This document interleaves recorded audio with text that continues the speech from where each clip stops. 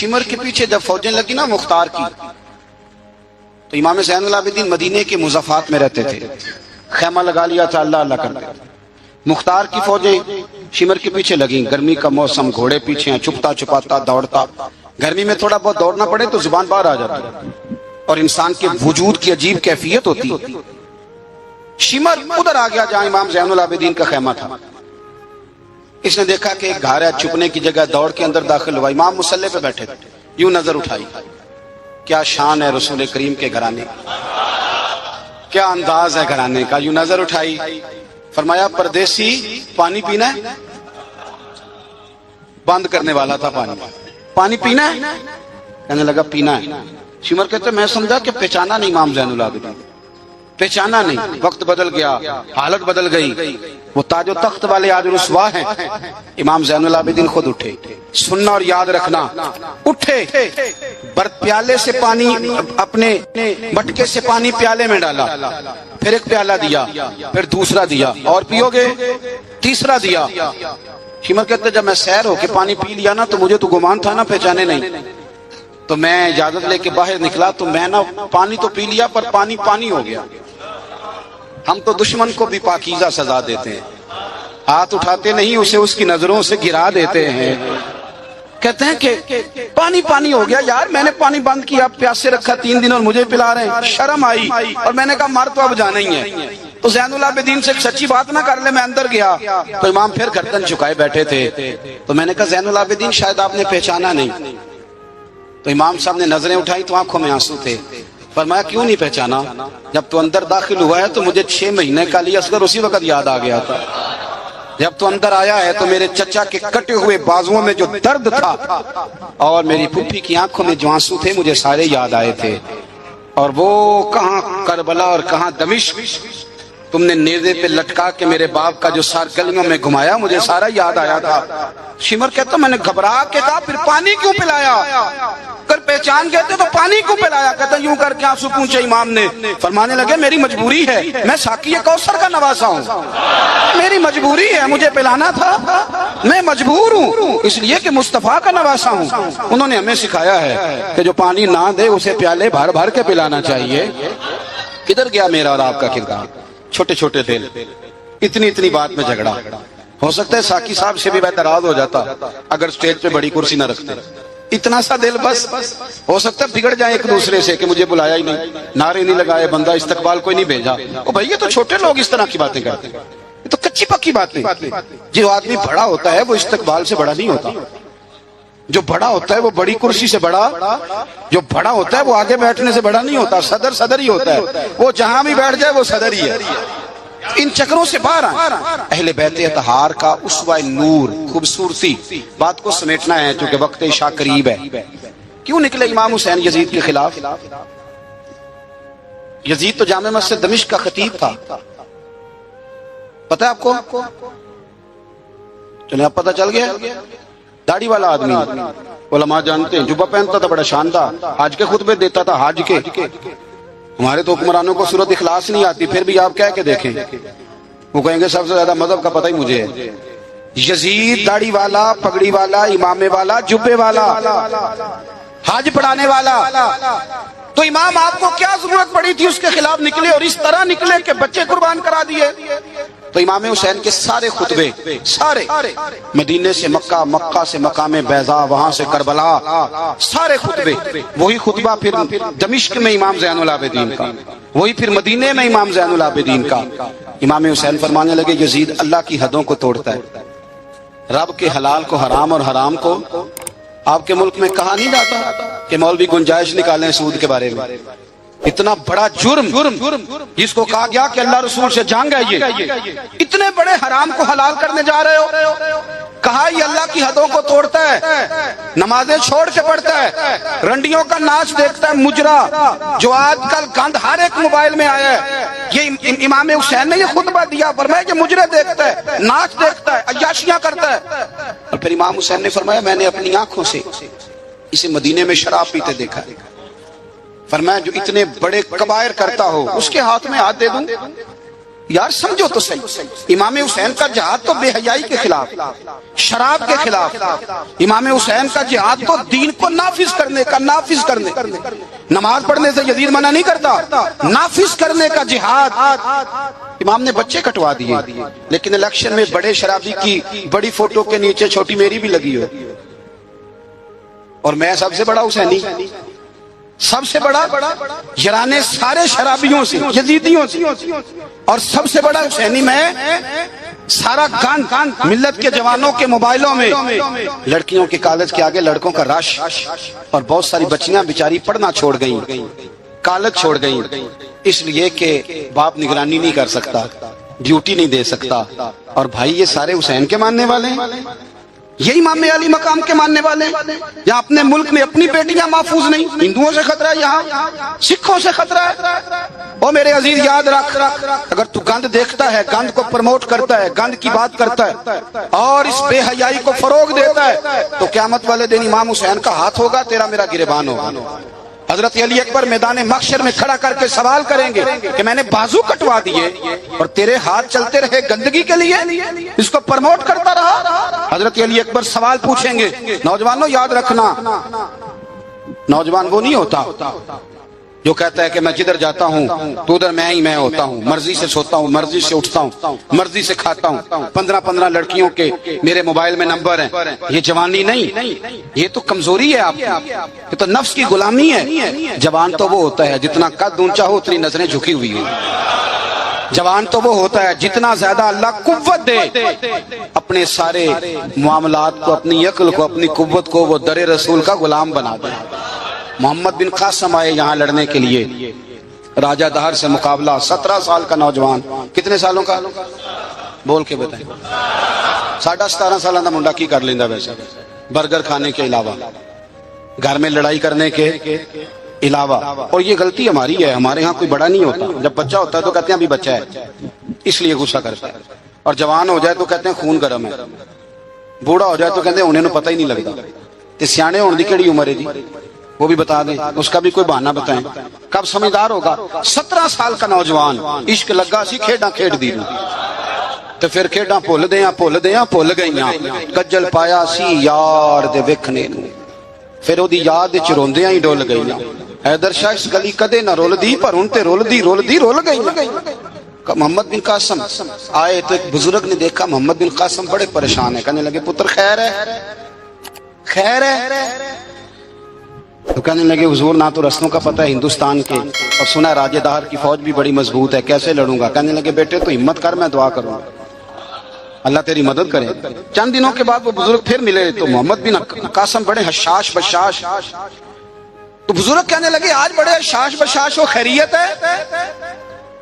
محمد بن قاسم کہنے لگے حضور مجھے پتہ چل گیا ہے، 2 سے 2.5 گھنٹے لڑے گا راجہ دہر پھر بھاگ جائے گا، اس سے زیادہ میرے مقابلے میں ٹھہرے گا نہیں۔ کہا کیوں؟ کہنے لگے میں نے پتہ کرایا ہے وہ نظر کا گندہ ہے، میں نے معلومات کرائی ہیں، اس کی تو پھپھی کی، ماموں کی، خالہ کی، چچا کی بیٹی اس کی گندی نظر سے محفوظ نہیں، جن کے پیٹوں میں رزق حرام ہو اور آنکھوں میں بے حیائی ہو، وہ کبھی کسی میدان میں کھڑے نہیں رہ سکتے، 2 گھنٹے سے زیادہ کھڑا نہیں رہے گا۔ کہنے لگا حضور میں 17 سال کا نوجوان ہوں، یا میں نے کعبہ دیکھا ہے یا قرآن دیکھا ہے، اور جب دل زیادہ للچاتا ہے تو مصطفیٰ کی قبر انور کو دیکھا کرتا ہے۔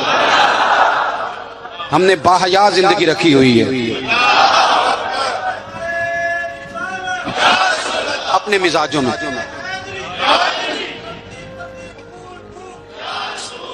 سنیں اللہ جزائے خیر، سنیں امام حسین نے نا سر سجدے میں کٹایا اور تلاوت نیزے کی نوک پہ بھی جاری رہی۔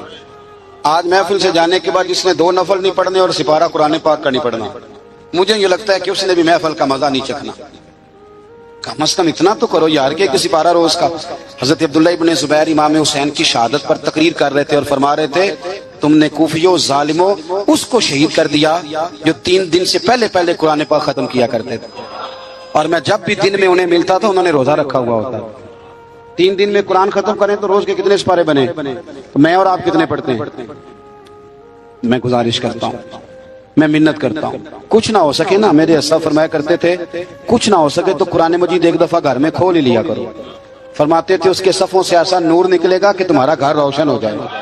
اسے کھول ہی لو، قرآن سے پیار کرو، اسلام سے پیار کرو، دین کو اپناؤ۔ بچے اس وقت نہیں نماز پڑھیں گے جب آپ گھر میں لیکچر دیں گے کہ نماز پڑھنا چاہیے۔ آپ مصلی بچھا لیں، 1.5 سال کا بچہ بھی آپ کے ساتھ کھڑا ہو جائے، اس کو پتا کوئی نہیں نماز کیا ہے، پر ابا پڑھ رہا ہے تو وہ انشاءاللہ پڑھے گا۔ ماں سویرے قرآن مجید کھول لے، 3 سال کی بیٹی جس کو کچھ نہیں آتا وہ بھی سقاف لے کے نا اور سپارہ لے کے الف با تا سا پڑھے گی۔ او میرے بھائی، پھر وہ جب 3 سال کی بیٹی اپنے باپ کے لیے ہاتھ اٹھا کے دعا مانگے گی نا تو مجھے لگتا ہے اللہ رحمتوں کے سارے دروازے کھول دے گا۔ اس لیے اپنی زندگی کو سجائیں، سنواریں۔ محبتیں تقاضا کرتی ہیں کہ محبوب کو تحفے دیے جائیں، محبتیں تقاضا کرتی ہیں کہ محبوب کے لیے قربانی دی جائے۔ وہ عاشق جھوٹا ہوتا ہے جو محبت تو کرتا ہے قربانی کوئی نہیں دیتا، وہ ناکام عاشق ہوتا ہے جو محبت تو کرتا ہے پر محبوب کے لیے کوئی تکلیف برداشت نہیں کرتا۔ میرے رسول کریم علیہ السلام نے نا، ہمارے ہاں لوگ سمجھتے ہیں جی میں لاڈلا ہوں، جی بھئی کیا مطلب؟ کہتے ہیں میں لاڈلا ہوں، مجھ سے پیار بڑا کرتے ہیں۔ آپ کو پتہ ہے لاڈلا کون ہوتا ہے؟ نبی پاک صلی اللہ علیہ وسلم نے فرمایا میں اپنے رب کا سب سے زیادہ محبوب ہوں اور سب سے زیادہ تکلیفیں بھی مجھے ہی آئی ہیں۔ لاڈلا اس کو کہتے ہیں جس کو آنکھوں پہ بٹھایا جائے، کہ لاڈلا تو وہ ہوتا ہے جسے تکلیف سہنی پڑتی، جو آزمائش میں ہوتا ہے، جو اذیت میں ہوتا ہے، وہ لاڈلا ہوتا ہے۔ حضور فرمانے سنو میری بات کو، اس کو سمجھو، فرمایا میں اللہ کا سب سے زیادہ محبوب ہوں اور سب سے زیادہ تکلیفیں بھی مجھے آئی ہیں اس لیے کہ میں اس کا محبوب ہوں۔ بھائی یہ محبت کا رستہ ہے۔ اگر آپ لاڈلے ہیں تو بتاؤ پھر اذیت کتنی اٹھائی، اگر آپ لاڈلے ہیں تو تکلیف کتنی برداشت کی۔ جتنے لاڈلے ہیں حضرت آدم سے لے کر میرے محبوب تک، سب نے تکلیفیں اٹھائیں۔ حضور کے صحابہ نے بڑے غم سہے، زخم پہ زخم کھا کے جی، خونے جگر کے گھونٹ پی، آہ نہ کر لبوں کو سی، یہ عشق ہے کوئی دل لگی نہیں۔ ہمارے ہاں نا لوگ سمجھتے ہیں موج لگ جائے گی لاڈلا بن جاؤں گا۔ بھائی یاری تیری سونا پر ازمیشاں بھی تیری آگ، اے سونا پرکھیا جامدائی پہلو نہ لگاں دے لگ۔ آپ سمجھ لیں اس بات کو کہ یہ سراسر لاڈلا ہونے کا معنی سراسر امتحان ہے۔ نبی کریم صلی اللہ علیہ وسلم کی اہل بیت رب کریم کے بڑے محبوب ہیں اور نبی پاک کے بڑے لاڈلے ہیں، اور حضور کے جتنے بھی لاڈلے تھے وہ سارے آزمائشوں میں، سارے۔ لاڈلا وہ پیر صاحب کا بیٹا ہوتا ہے جو کرتا کراتا کچھ نہیں، وہ مادرزاد ولی ہے جی، لاڈلا ہے۔ مطلب کیا کہتے ہیں؟ یہ کچھ بھی نہیں کرتا، 4-5 بندے ہوتے ہیں جو اس کے جوتے اٹھاتے ہیں، ٹیشو پکڑتے ہیں، آگے پیچھے دوڑتے ہیں، یہ لاڈلا ہے۔ لاڈلا تو وہ ہے جس کو درد ہو، جس کو آزمائش ہو، جس کو تکلیف ہو، جو نکلا ہوا ہو، جو کچھ کر رہا۔ نبی پاک علیہ السلام کے اہل بیت لاڈلے، سیدہ عائشہ صدیقہ فرمایا کرتی تھی حضور کی ازواج میں سے حضور کو سب سے زیادہ پیار سیدہ خدیجہ الکبریٰ کے ساتھ تھا۔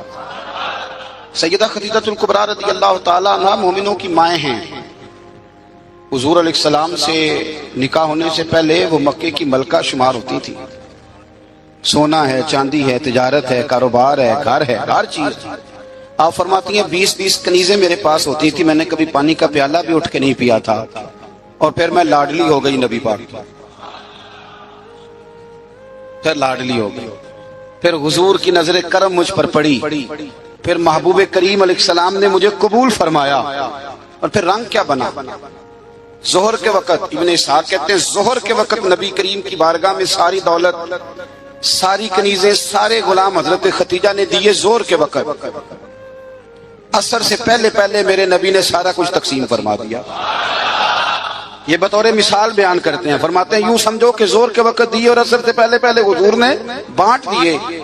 وہ بی بی جس نے کبھی بھی پانی کا پیالہ نہیں پیا تھا، پھر وہ گھر میں جھاڑو دیتی، پھر وہ چولہے میں آگ جلاتی، اور پھر وہ خاتون، دیکھیں نا بندہ غریب سے امیر ہو جائے تو گزارا ہو جاتا ہے، اور امیر سے غریب ہونا پڑ جائے بڑی مشکل ہوتی۔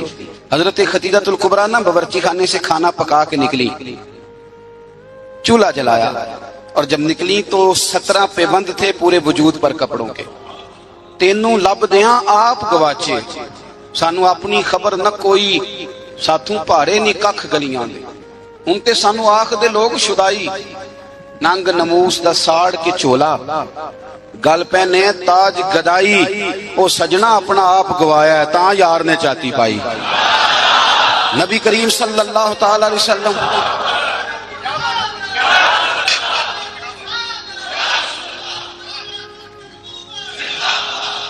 سنیں حضرت خدیجہ نا کھانا پکا کے نکلی نبی پاک کے لیے. پرانا دوپٹہ، پیوند لگے کپڑے، ہاتھ کام کیا ہے تو ان پہ تھوڑی سی مٹی بھی لگ گئی. بی بی صاحبہ کھانا پکا کے جب لائی نا حضور کی بارگاہ، ادھر دیکھنا میری طرف، بارگاہ یہ بیٹی کو سکھاؤ، یہ بیٹی کو، یہ حدیثیں بیویوں کو بتاتے ہیں، یہ بیٹی کو سکھاؤ. اسے پتہ چلے کہ جب عورت خود خامند کے لیے کھانا پکا کے لے جاتی ہے تو پھر اسے اعزاز کیا ملتا ہے.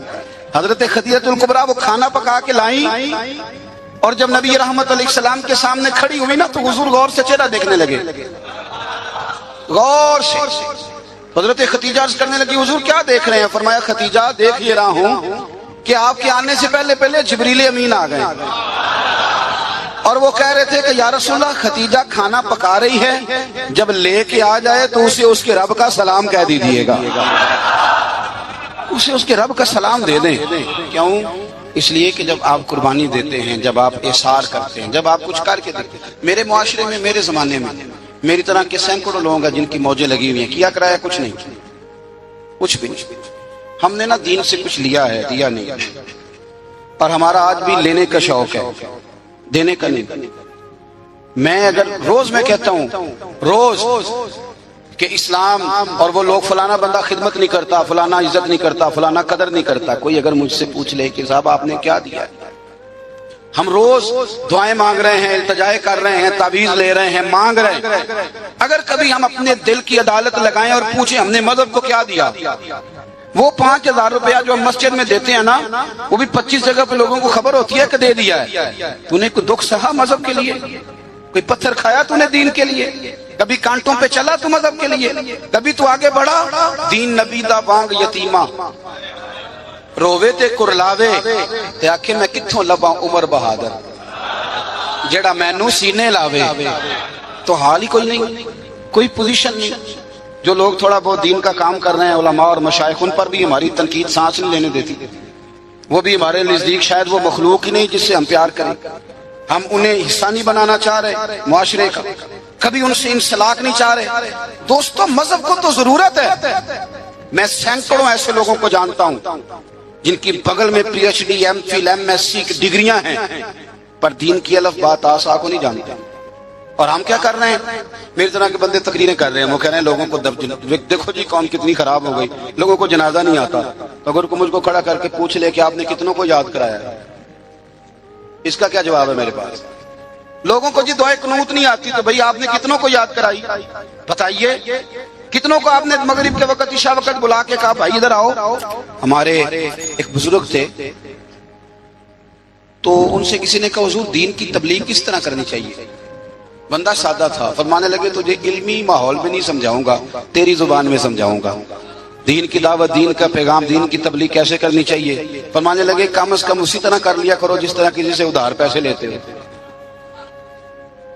کس طرح لیتے ہیں بھلا؟ ٹیلی فون پہ کہہ دیتے ہیں 2 لاکھ دے جائیں، السلام علیکم بھائی جان آپ سے کام تھا. وہ کہتا بتاؤ، کہتے نہیں ٹیلی فون والا نہیں، بتاؤ کہاں ہو؟ وہ کہتا میں 1:30 بجے آؤں گا. کہتا میں 1:15 دروازے پہ کھڑا رہوں گا. پھر اس کے گھر پہنچ جاتا ہے، پھر جا کے اس دکھ سے اپنی کہانی سناتا ہے کہ شاید سامنے والا رو ہی پڑے. اور اکیلے میں ایسے ہوتا ہے کہ نہیں؟ چلو نہ ہی کر دو، مجھے پتا چلے کہ ہوتا ہے کہ نہیں. اس دکھ سے داستان سنائے گا کہ رو ہی پڑے وہ، اور پھر قسمیں اٹھائے گا کہ بندہ بڑا اچھا ہوں، واپس بھی ٹائم پہ کر دیں. جب اپنے حق میں قائل کرنا ہو تو اس کے پاس درجنوں طریقے، اور اگر اللہ رسول کے حق میں قائل کرنا ہو پھر پتہ کیسے تبلیغ ہوتی ہے؟ دروازے پہ ایک بندہ کھڑا ہے، یہ نماز پڑھنے آ رہا ہے تو اس کو کہتا ہے وہ پڑھ لے کر نماز دینے پیسے کتنے کھڑنے نہیں، یہ دعوت دے رہا ہے نماز کی. وہ کیا کہتا ہے؟ کہتا ہے جا تو اپنی قبریں پہنا ہے، میں اپنی قبریں پہنا. اس طرح دعوت ہوگی دین کی، اس طرح پیغام پھیلے گا. یہ جب ہم نعرہ لگاتے ہیں نا تاجدار ختم نبوت زندہ باد، یہ عقیدہ ہے، یہ اسلام کی اساس ہے. اور آپ کو پتہ ہے جب آپ نے کہا نبی پاک آخری نبی ہیں تو پھر آپ کی ذمہ داریاں کتنی بڑھ گئی، یہ پتہ ہے آپ کو؟ پھر آپ آرام سے گھر بیٹھ سکیں گے، پھر 10 گھنٹے کی نیند کریں گے، پھر آپ کے پاس ٹائم نکلے گا مری جانے کا، پھر آپ کے پاس وقت ہوگا کہ آپ جا کے کسی ہوٹل پہ ہوٹلنگ کریں. حضور تو آخری نبی ہیں، اب دین کا سارا کام تو رسول اللہ کی امت نے کرنا ہے. تو امت کے پاس تو بور ہونے کے لیے بھی بڑا ٹائم ہے، فیس بک کے لیے بڑا ٹائم ہے۔ بھائی جتنے محبوب تھے، جتنے پیارے تھے، انہوں نے قربانیاں دی۔ سیدہ طیبہ طاہرہ حضرت فاطمہ الزہرا، یارو کائنات میں اتنا پیار، حضور کی 4 بیٹیاں ہیں، یہ چھوٹی تھی، جتنا پیار میرے نبی نے سیدہ سے کیا ہے کا لوگوں اس کو الگ نہ سمجھنا، فاطمہ تو بدعۃ منی، یہ میرے جگر کا ٹکڑا ہے، میرے وجود کا حصہ ہے، الگ نہ سمجھنا۔ لیکن جتنی تکلیف حضرت فاطمہ نے اٹھائی ہے، توجہ ہے میری بات پر؟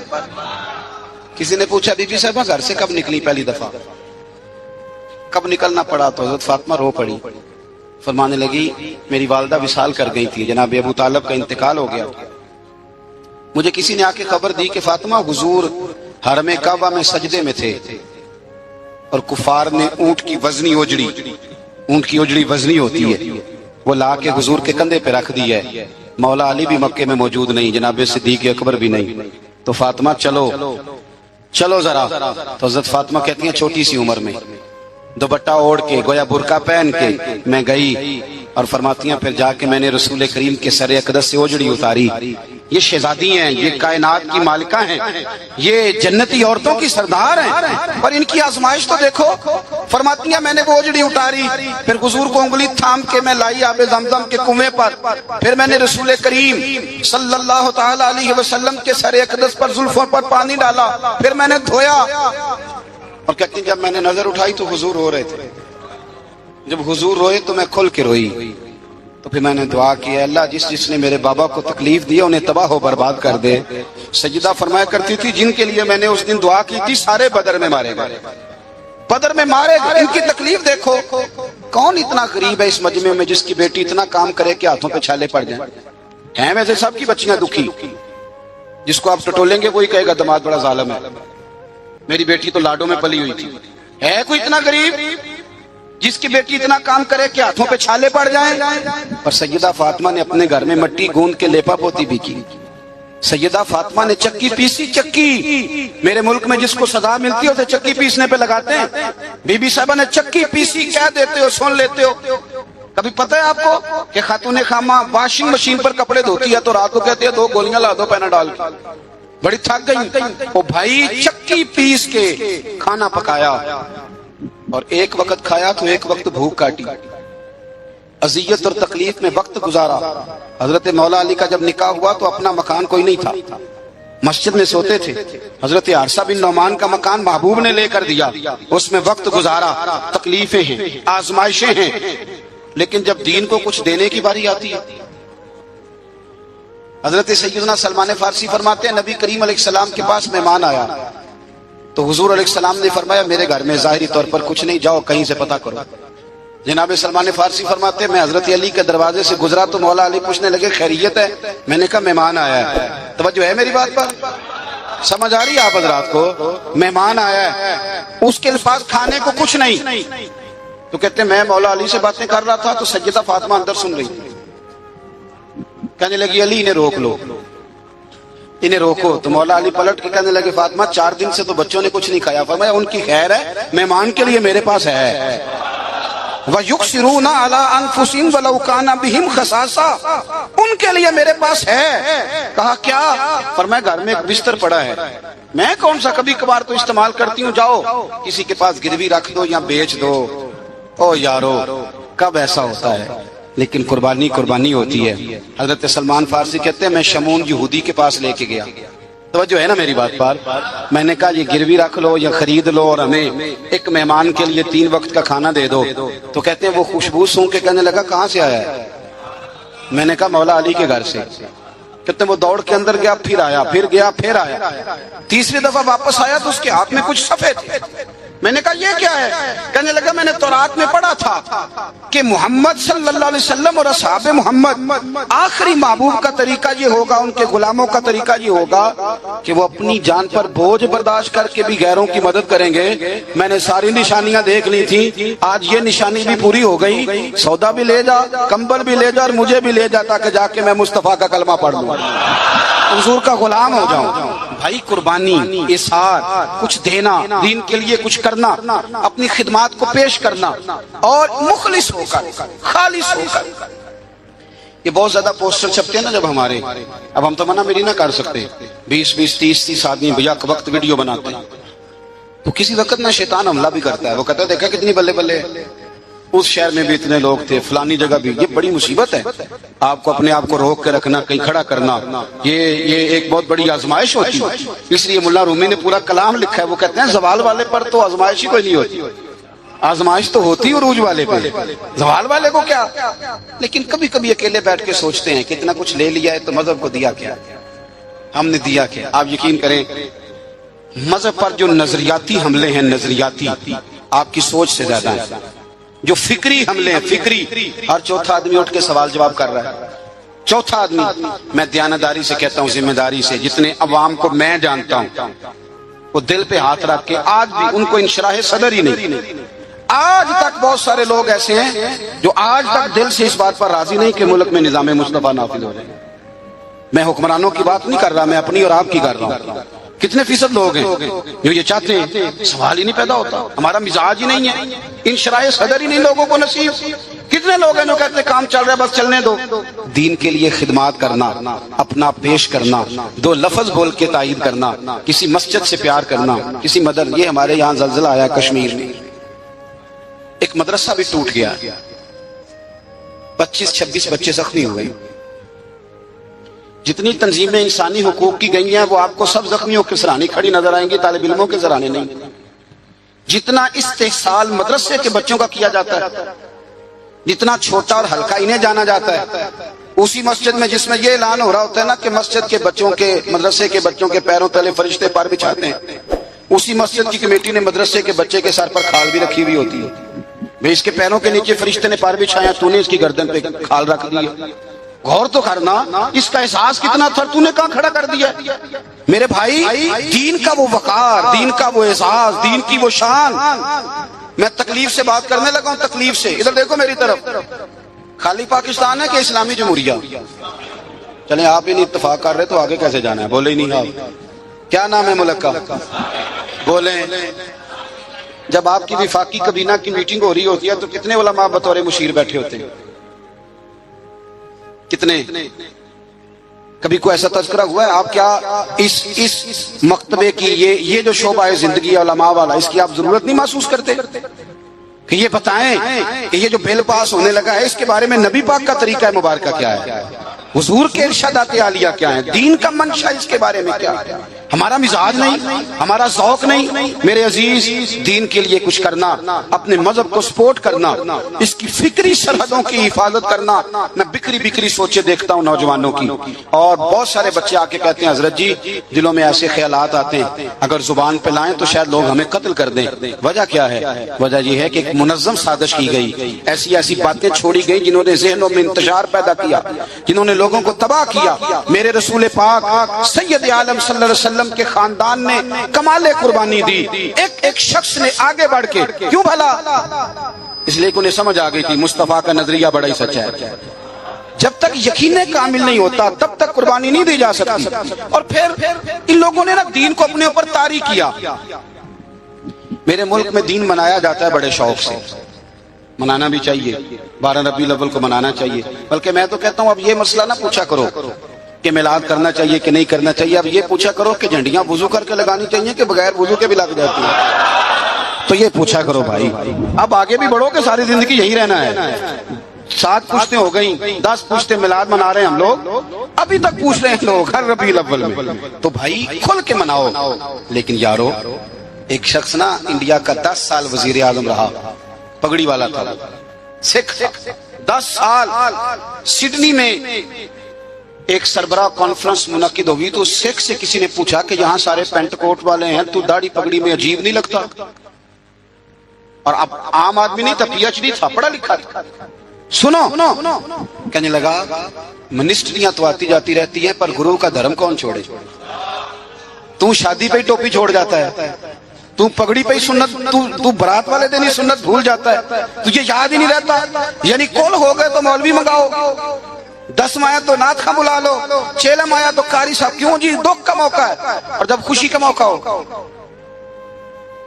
سکھوں کا رشتہ اللہ رسول سے نہیں، تازہ کا حج کر کے حاجی صاحب آئے ہیں تازہ، اور ان کے بچے کی شادی ہے تو ان سے پوچھا حاجی صاحب وہ مہندی والے دن بچوں نے بڑی تباہی کہتے میں تو ڈیرے تے میں نہیں پتا منڈے کی کردے سن، حج بھی کیتی جاندے ہو تے لو بھی پیتی جاندے ہو، کھو کے مال یتیماں دا تے بھیج مسیتی جاندے ہو، پھٹ دلاندے سیندے نہیں تے ٹوپیاں سیتی جاندے ہو، نفس تے چھری پھیر دے نہیں تے دمبے کیتی جاندے ہو، فرض بھلائی بیٹھے ہو، نفلا نیتی جاندے ہو، او دسو تے صحیح بلے شانو ایک ہی کیتی جاندے ہو، او دسو تے صحیح بلے شانو ایک ہی کیتی جاندے ہو۔ او صاحب دین کا یہ معیار ہے، کھول کے مناؤ تو اپنانا کس نے؟ وہ کسی اور سے جا کے کہیں داڑھی رکھ لے۔ میرے پاس ایک صاحب جمعہ پڑھنے آتے تھے تو چھوڑ گئے، کچھ دنوں کے بعد ایک جگہ مجھے مل گئے، کہنے لگے میں جمعہ پڑھنے نہیں آ رہا، آپ نے پوچھا ہی نہیں۔ میں نے کہا جب آپ نے شروع کیا تھا تب بھی میں نے نہیں پوچھا تھا کہ کیوں شروع کیا، میں نے تو نہیں پوچھا تھا، مرضی سے شروع کیا تھا آپ نے، چھوڑ گئے تو تب بھی مجھے نہیں پوچھنا چاہیے تھا۔ ٹھیک ہے آپ کی موت ہے، چلو اگر آپ کا ارادہ ہے کہ میں پوچھوں تو بتائیں کیوں چھوڑ گئے؟ کہنے لگے آپ ہر جمعہ داڑھی کے بعد شروع کر دیتے، مطلب کو بندہ مس بھی کر دیتا ہے۔ میں کہ تو نہیں مڑیا مینوں موڑ چھڑیا ہی، یعنی داڑھی نہیں رکھی جمعہ چھوڑ دیا ہے، کہتا ہر جمعہ داڑھی کی بات۔ میں نے پھر اس سے کہا، میں نے کہا داڑھی کس کے نبی کی سنت بول کے بتائیں، تو کس کو کہے رکھنے کا؟ کسی پڑوسی کو، کسی اور مذہب والے کو، اور کچھ کو کسی نے کان میں بتایا کہ چھوٹی سے بھی کام چل جاتا ہے، داڑھی کا وزن ہوتا ہے۔ بولیں کبھی کسی نے آپ کو کہا کہ داڑھی میری بہت بڑی ہے تو میرے کندھے تھک گئے، تو رکھی ہے تو چھوٹی بھی رکھنی ہے تو بڑی تو میرے محبوب کا طریقہ ہے، ایک مٹھی داڑھی کے بغیر تو گزارا ہی نہیں، رکھ جو لی تو چھوٹی کا کیا معنی ہوگا؟ ویسے بھی جو حسن اور نورانیت مٹھی داڑھی میں پایا جاتا ہے، آپ کبھی تجربہ کر کے دیکھ لیں۔ آپ سفید داڑھی کو ایک طرف کھڑا کریں اور سیٹھ کو نواب کو جو بیوٹی پارلر سے کلین شیو کرا اسے دوسری طرف کھڑا کریں، سلوٹ کرنے کو اسی کو دل چاہے گا جس کی داڑھی سفید ہو۔ ہاں اور سنو بخاری مسلم کی حدیث، میرے رسول کریم سید عالم نور مجسم شفیع معظم صلی اللہ علیہ وسلم نے فرمایا، حضور فرمانے لگے، نبی کریم فرمانے لگے، لوگوں جس نے 3 لوگوں کی عزت کی۔ یا رسول اللہ کس کی؟ فرمایا عدل کرنے والے بادشاہ کی، قرآن کے عالم کی، اور سفید داڑھی والے مسلمان کی۔ فرمایا جس نے ان تینوں کی عزت کی سمجھے میں نے اپنے رب کا حیا کیا ہے۔ اتنی بڑی بات کر دی نبی کریم نے، اتنی بڑی بات، تھوڑی محبت۔ اہل بیت نے نا دین کے لیے قربانیاں دی اور پھر دین کو اپنایا، بڑے میٹھے اخلاق تھے اہل بیت کے، دل میں بڑی صفائی، طبیعتوں میں بڑی مٹھاس، معاف کرنے کا بڑا ہی جذبہ، معاف کرنے کا بڑا، ہم تو بدلہ لے رہے ہیں، اوہو پنچایت میں کبھی صلح کر بھی لیں تو معافی نہیں دیتے، کہتے ہیں اب تو چودھری صاحب کہہ رہے ہیں مان جاتا ہوں، پھر جب میرے قابو آئے گا نا تو معافی نہیں دیتے، صلح کر لیتے ہیں کسی کے کہنے پر۔ نفسیاتی طور پر ہم بڑے ڈسٹرب اس لیے ہیں کہ ہم بے سکون رہتے ہیں جان بوجھ کے، وجہ ہی کوئی نہیں، لیکن جب تک زندگی ہے اللہ نے زندہ رکھنا ہے، اور جب وقت آ جانا ہے تو پھر کوئی ہمیں بچا سکتا، تو ٹینشن کس بات کی، ڈپریشن کس بات کا ہے؟ ایک بات۔ دوسری بات یہ کہ دوسروں کی نفسیات کا بھی تھوڑا تھوڑا خیال کریں۔ ہم پتہ کیا چاہتے ہیں؟ سارے میرے مطابق چلیں، پھر نفسیاتی مسائل پیدا ہوتے ہیں۔ میرے ساتھ اگر 100 بندہ پیار کرتا ہے تو ان کے مطالبے الگ الگ ہیں۔ کوئی کہتا ہے جناب کو پیار ہی کرنا چاہیے، ہر ایک سے مسکرا کے ملنا چاہیے، کوئی کہتا ہے حضرت صاحب اتنا بھی پیار کریں تو لوگ نگل جاتے ہیں، تھوڑی ڈنڈی پٹی بھی ہونی چاہیے۔ دونوں قسم کے لوگ ہیں نا جی۔ ایک وہ شخص ہے جو کہتا ہے اتنا بڑا مجمع ہے تو 2 سیکیورٹی گارڈ بھی ہونے چاہیے۔ تیسرا کہتا ہے جی عجیب عجیب لگتا ہے، ایک گارڈ رکھے ہوں کسی بندے نے، کسی بڑے آدمی، تو یہ ہر بندے کا مطالبہ۔ اب آپ نے کیا کرنا ہے؟ آپ نے لوگوں کے مزاج کی رعایت کرنی ہے، جہاں تک آپ پیار کر سکیں آپ نے کرنا ہے، جہاں تک محبت کر سکیں آپ نے محبت۔ نبی پاک نا بچوں کے مزاج کا خیال کرتے، چھوٹے بچوں، حضور پاک سے گزرتے تو فرماتے السلام علیکم۔ ایک بچے نے نا حضور کے کپڑوں پر پیشاب کر دیا تھا، اس کی ماں پریشان ہو گئی، بخاری ہے۔ یا رسول اللہ وہ بچہ تھا پتہ نہیں چلا، تو نبی پاک فرمانے لگے کیا ہو گیا؟ وہ بچہ ہے، اللہ نے پانی پیدا کیا نا، ابھی اس پہ پانی بہائیں گے سب ٹھیک ہو جائے گا، وہ بچہ ہے۔ لیکن حاجی صاحب گھر میں بگڑ جاتے ہیں، پوتا اگر پیشاب کرتے کہتے ہیں میں نماز پڑھنی ہوں، وہ بگڑ جاتے ہیں، پیر صاحب بگڑ جاتے ہیں اس بات پہ، علامہ صاحب بگڑ جاتے ہیں، سیٹھ صاحب کہتے ہیں پتہ ہی نہیں بچے نے پیشاب کر دیا ہے۔ حضور نے فرمایا کہ بچہ بچہ ہوتا ہے، وہ چھوٹا ہے، اس کا ایک مزاج ہے، اس کا ایک مطالبہ ہے۔ اب آپ یہ کہیں کہ وہ بڑا مجھے پاک صاف سمجھتا ہے تو اس رویے سے میرے ساتھ وہ ملاقات کرے، آپ اس کے مزاج کی رعایت کریں گے۔ نبی کریم کے غلام کے بیٹے ہیں حضرت اسامہ بن زید، نواسوں کی بات نہیں سنا رہا، زید بن حارثہ حضور کے غلام تھے، ان کے بیٹے ہیں، چھوٹی عمر تھی، ناک بہ رہا تھا. ویسے دادا جی ناک صاف کر دیتے ہیں پوتے کا؟ ہو سکتا ہے وہ ڈانٹ دیں کہ چل دوڑ جا، کتنا گندا. اماں سے کہا تیرا ناک صاف کرے، چل نالائق. نانا بھی کہا چل بھاگ جا، کیونکہ وہ حاجی صاحب نے وضو کرنا ہے، نماز پڑھنی ہے، تو ان کے قریب یہ چیز آ گئی تو بڑا مسئلہ بن جائے گا. نبی کریم صلی اللہ علیہ وسلم نے کہا عائشہ اسامہ کی ناک بہ رہی ہے، صاف کر دو. حضرت عائشہ کہتی ہے میں ذرا اٹھی کو کپڑا دیکھ لوں تو حضور جلدی سے اٹھے. ایک روایت تو یہ ہے کہ حضور نے ناک پوچھ دیا، اور دوسری میں کہ نبی پاک قریب پہنچ گئے. جناب عائشہ کہتے ہیں میں نے ہاتھ پکڑ لیا، میں نے کہا حضور کپڑا لینے گئی تھی، آ گئی. کہتے میں نے اپنے ہاتھوں سے ان کی ناک صاف کر دی، ریٹ صاف کر دیا. اللہ کے رسول گویا میری طرف دیکھ کے مسکرائے، حضور راضی ہوئے. بچے تو بچے ہوتے ہیں، بچے تو بچے ہوتے ہیں. اب آپ کو بچہ حاجی صاحب مانے، پہلے نمازی صاحب مانے، آپ کو پہلے بچہ جو ہے وہ بڑا سیاںا مانے، سمجھدار مانے، عقل مند مانے، پیر صاحب مانے. چھوٹا بچہ تو وہ نہیں مان سکتا. آپ اس کی نفسیات کے مطابق اس کے ساتھ چلیں. آپ رویہ وہ رکھیں کہ وہ بچہ ہے، وہ چھوٹا ہے. حضور بچوں کے پاس سے گزرتے تھے تو انہیں سلام کہتے تھے. آپ بھی کہتے ہیں، آج سے کہیں گے. حضور گزرتے چھوٹے کہتے السلام علیکم. اور نبی پاک صلی اللہ علیہ وسلم کبھی کبھی نا بچے کھیل رہے ہوتے تو حضور بیٹھ جاتے، فرماتے یار میرے سینے سے تو لگو. حضور زمین پہ بیٹھ جاتے، بچہ یوں ہاتھ پہ، بچہ دوڑا آتا، حضور کے سینے سے جب لگتا تو نبی پاک گر جاتے اور فرماتے اوئے ہوئے تم نے تو مجھے گرا ہی دیا ہے. یہ بچوں کے ساتھ آپ جو رویہ رکھیں گے وہ میٹھا ہوگا. اب آپ کہیں گے چونکہ اب میں ایک عہدے پہ ہوں، میں ایک منصب پہ ہوں، تو یہ آپ کی نفسیاتی کمزوری ہے. پھر کیا ہوتا ہے، بچوں کو ڈانٹ کے رکھا جاتا ہے، بے جا ڈانٹ ڈپٹ، بے جا سختی، اور بے جا ان کے ساتھ رویے، اور ان کے ساتھ بڑی عجیب و غریب قسم کی جو ہے وہ ہماری جو ہے وہ گھٹن گیپ آ جاتا ہے بچوں کے درمیان. بچے، میں کہا کرتا ہوں، پھر بچے ہمیں دکھ نہیں سناتے، وہ پھر غلط آدمی کو دوست بناتے ہیں، پھر اس غلط آدمی کو اپنی بات بتاتے ہیں، غلط آدمی رازدار بن جاتا ہے. آپ ان کی نفسیات کے مطابق ان سے پیار کریں، انہیں ٹائم دیں. آپ دیکھیں یہ کیا سوچتے ہیں، کیا کہتے ہیں. اس طرح کا ان کا رویہ ہے بچوں کے ساتھ. پھر نوجوان جب کوئی ہو جاتا ہے تو اس کی سوچیں جوان ہو جاتی ہیں. نوجوانوں سے معذرت کے ساتھ نبی پاک علیہ السلام نے نوجوانوں کی حکومت سے پناہ مانگی.